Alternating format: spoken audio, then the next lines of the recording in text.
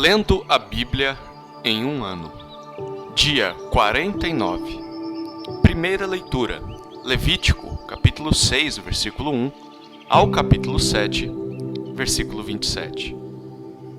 O Senhor falou a Moisés dizendo: Se uma pessoa pecar e cometer ofensa contra o Senhor, negando ao seu próximo o que este lhe deu em depósito ou como penhor, ou se roubar ou tiver usado de extorsão para com seu próximo, ou se, tendo achado um objeto perdido, negar com falso juramento que o achou, ou fizer alguma outra coisa de todas em que se costuma pecar, será, pois, que, tendo pecado e ficado culpada, essa pessoa restituirá aquilo que roubou, ou que extorquiu, ou o depósito que lhe foi dado, ou o perdido que achou, ou tudo aquilo sobre que jurou falsamente.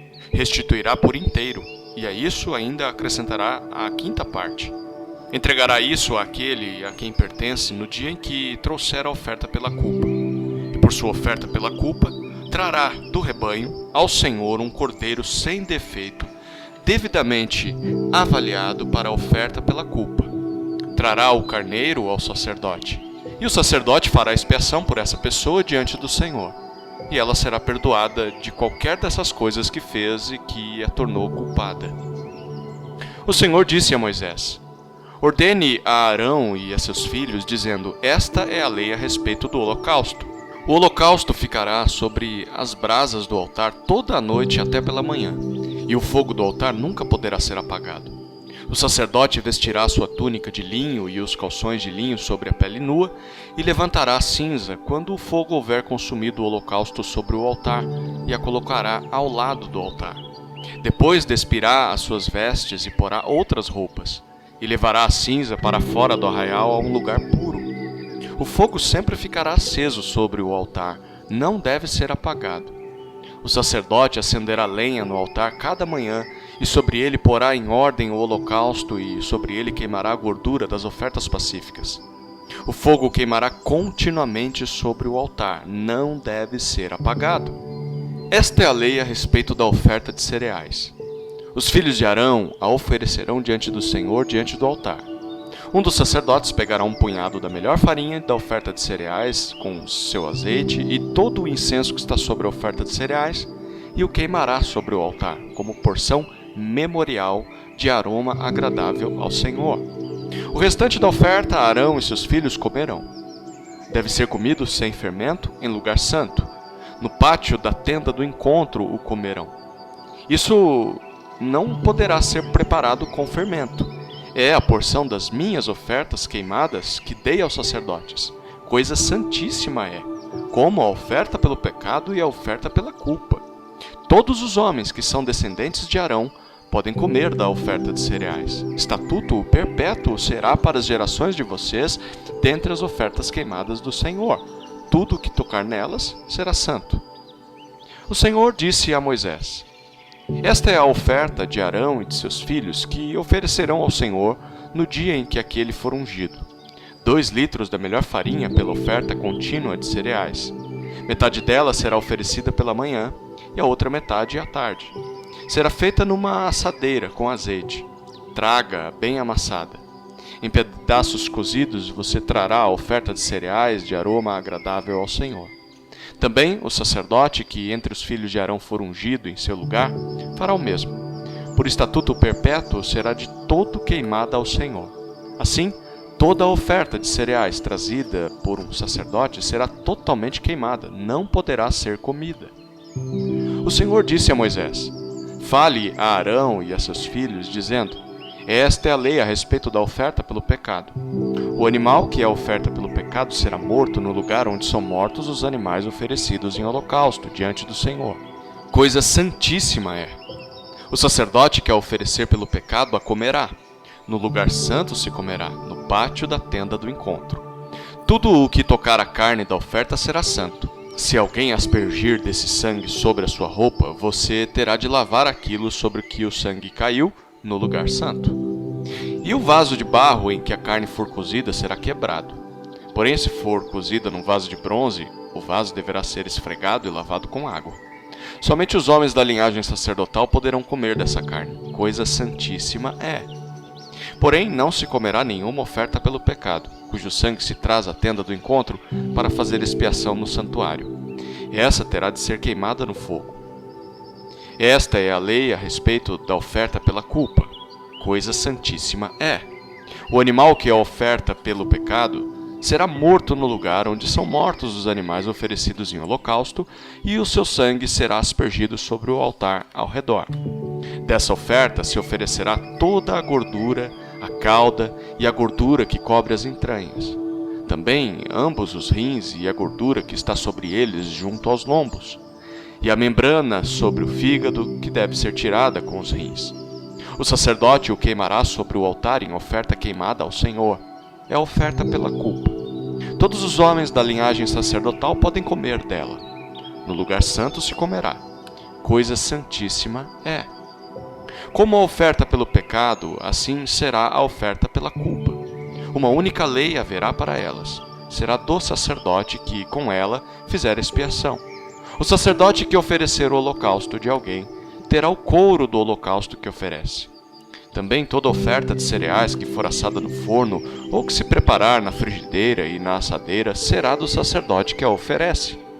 Toda oferta de cereais amassada com azeite ou seca será de todos os filhos de Arão. Cada um receberá a sua parte.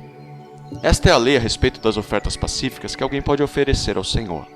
Se fizer por ação de graças, com a oferta de ação de graças trará bolos sem fermento, amassados com azeite, pãezinhos sem fermento, bem finos e untados com azeite, e bolos feitos da melhor farinha, bem amassados com azeite. Com os bolos trará, por sua oferta, pão levedado, com o sacrifício de sua oferta pacífica por ação de graças. E de toda oferta trará um bolo por oferta ao Senhor, que será do sacerdote que aspergir o sangue da oferta pacífica. Mas a carne do sacrifício de ação de graças, da sua oferta pacífica, se comerá no dia do seu oferecimento, nada se deixará dela até a manhã seguinte. E se o sacrifício da oferta de alguém for voto ou oferta voluntária, no dia em que oferecer o seu sacrifício se comerá. E o que dele ficar também poderá ser comido no dia seguinte. Porém, o que ainda restar da carne do sacrifício ao terceiro dia será queimado. Se da carne do sacrifício pacífico se comer ao terceiro dia, aquele que a ofereceu não será aceito, nem lhe será atribuído o sacrifício. Coisa abominável será, e a pessoa que dela comer levará a sua iniquidade. A carne que tocar alguma coisa impura não se comerá, será queimada. Quem estiver puro poderá comer a carne do sacrifício. Porém, se alguma pessoa, tendo sobre si impureza, comer a carne do sacrifício pacífico, que é do Senhor, será eliminada do meio do seu povo. Se uma pessoa tocar alguma coisa impura, como impureza humana, ou um animal impuro, ou qualquer impureza abominável, e comer da carne do sacrifício pacífico, que é do Senhor, será eliminada do meio do seu povo. O Senhor disse a Moisés: fale aos filhos de Israel, dizendo: não comam gordura de boi, nem de carneiro, nem de cabra. A gordura do animal que morre por si mesmo e a do animal que é dilacerado por feras podem servir para qualquer outro uso, mas de maneira nenhuma poderá ser comida. Quem comer a gordura do animal, do qual se trouxer ao Senhor oferta queimada, será eliminado do meio do seu povo. Não comam sangue em qualquer das suas habitações, quer seja sangue de aves, quer seja sangue de gado. Toda pessoa que comer algum sangue será eliminada do meio do seu povo. Segunda leitura. Marcos, capítulo 3, versículos 7 a 30. Jesus se retirou com os seus discípulos para o mar. Uma grande multidão o seguia. Eram pessoas que tinham vindo da Galiléia, da Judéia, de Jerusalém, da Idumeia, do outro lado do Jordão e dos arredores de Tiro e de Sidom, porque ouviam falar das coisas que Jesus fazia. Então recomendou aos seus discípulos que sempre lhe tivessem pronto um barquinho por causa da multidão, a fim de não o apertarem, pois curava muitas pessoas, de modo que todos os que tinham alguma enfermidade se esforçavam para chegar perto, a fim de poderem tocar nele. Também os espíritos imundos, quando o viam, prostravam-se diante dele e gritavam: você é o Filho de Deus! Mas Jesus lhes advertia severamente que não o expusessem à publicidade. Depois, Jesus subiu ao monte e chamou os que ele quis e vieram para junto dele. Então, designou 12, aos quais chamou de apóstolos, para estarem com ele e para os enviar a pregar e a exercer a autoridade de expulsar demônios.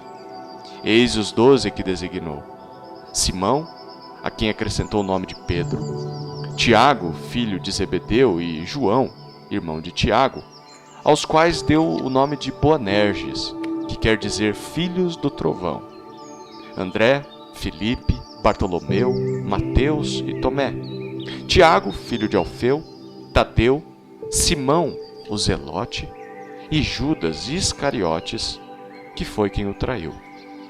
Então, Jesus foi para casa. E outra vez se ajuntou uma multidão, de tal modo que nem podiam comer. E quando os parentes de Jesus ouviram isto, saíram para prendê-lo, porque diziam: está fora de si.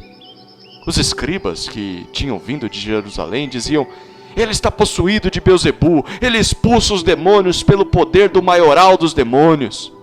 Então, convocando-os, Jesus lhes disse, por meio de parábolas: como pode Satanás expulsar Satanás? Se um reino estiver dividido contra si mesmo, tal reino não pode subsistir. Se uma casa estiver dividida contra si mesma, tal casa não poderá subsistir. Se Satanás se levantou contra si mesmo e está dividido, não pode subsistir. É o seu fim. Ninguém pode entrar na casa do valente para roubar-lhe os bens, sem primeiro amarrá-lo, e só então saqueará a casa dele. Em verdade lhes digo que tudo será perdoado aos filhos dos homens, os pecados e as blasfêmias que proferirem. Mas aquele que blasfemar contra o Espírito Santo nunca terá perdão, visto que é réu de pecado eterno. Jesus disse isto porque diziam: está possuído de um espírito imundo. Terceira leitura. Salmos, capítulo 37, versículos 1 a 11. Salmo de Davi. Não se irrite por causa dos malfeitores, nem tenha inveja dos que praticam a iniquidade, pois em breve eles secarão como a relva e murcharão como a erva verde. Confie no Senhor e faça o bem, habite na terra e alimente-se da verdade. Agrade-se do Senhor e Ele satisfará os desejos do seu coração. Entregue o seu caminho ao Senhor, confie nele e o mais Ele fará. Fará com que a sua justiça sobressaia como a luz e que o seu direito brilhe como o sol ao meio-dia. Descanse no Senhor e espere nele. Não se irrite por causa daquele que prospera em seu caminho, por causa do que realiza os seus maus desígnios. Deixe a ira, abandone o furor, não se irrite. Certamente isso acabará mal. Porque os malfeitores serão exterminados, mas os que esperam no Senhor possuirão a terra. Mais um pouco de tempo e já não existirão os ímpios. Você procurará no lugar onde eles estavam e não os encontrará. Mas os mansos herdarão a terra e terão alegria na abundância de paz. Quarta leitura. Provérbios, capítulo 10, versículos 3 e 4. O Senhor não deixa o justo passar fome, mas rechaça a avidez dos ímpios. Quem trabalha com a mão ociosa fica pobre, mas o que trabalha com diligência enriquece.